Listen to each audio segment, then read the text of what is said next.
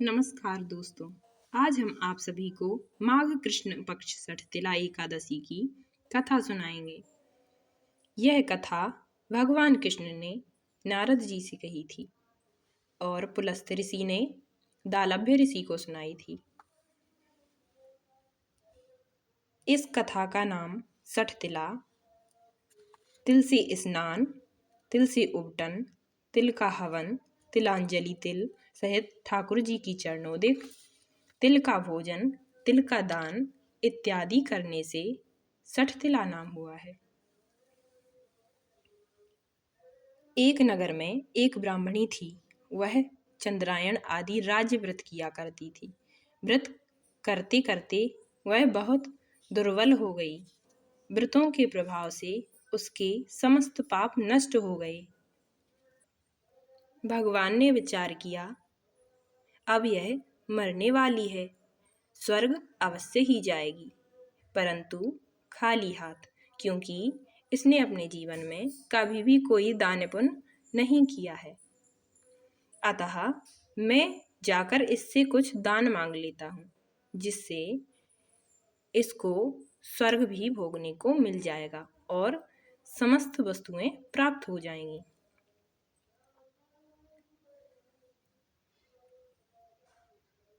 मैं स्वर्ग को त्याग कर मृत्यु लोक में आया।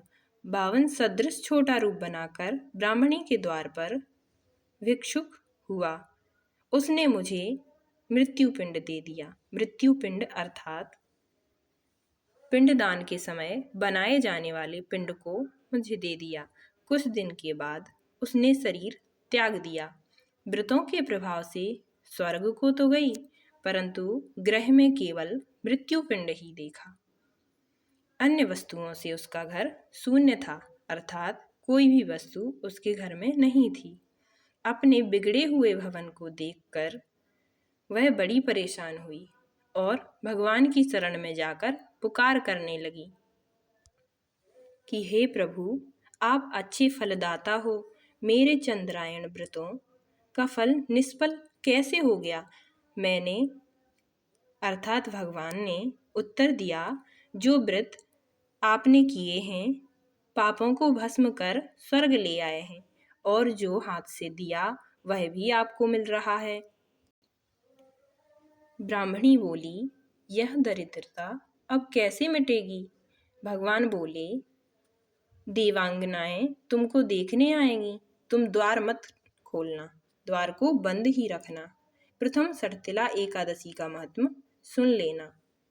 वह ब्राह्मणी अपने भवन गई, द्वार बंद कर दिया। देवकन्या दर्शन को आई और कहा, द्वार खोलो, मुख दिखाओ ब्राह्मणी। ब्राह्मणी बोली, पहले मुझे षठतिला एकादशी के महत्व को सुनाओ। देव स्त्रियां बोली, बिगड़े हुए भाग्य को संवारने वाली षठतिला एकादशी है। गौ हत्या, ब्रह्म हत्या इत्यादि महापाप करने वाले को भी मुक्त कर देती है।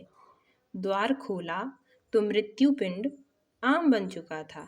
जब व्रत किया तब सारे ग्रह में नंदनवन की विभूतियां प्रकट हो गईं। इस व्रत में एक तिल का दान करना 1000 वर्ष तक व्रत करने के फल के बराबर होता है। साथ ही स्वर्ग प्राप्त होता है। फलाहार, इस दिन भगवान श्री कृष्ण की पेठा, नारियल, सीताफल, सुपारी आदि से पूजा की जाती है। इस दिन तिलपट्टी का सागार लिया जाता है।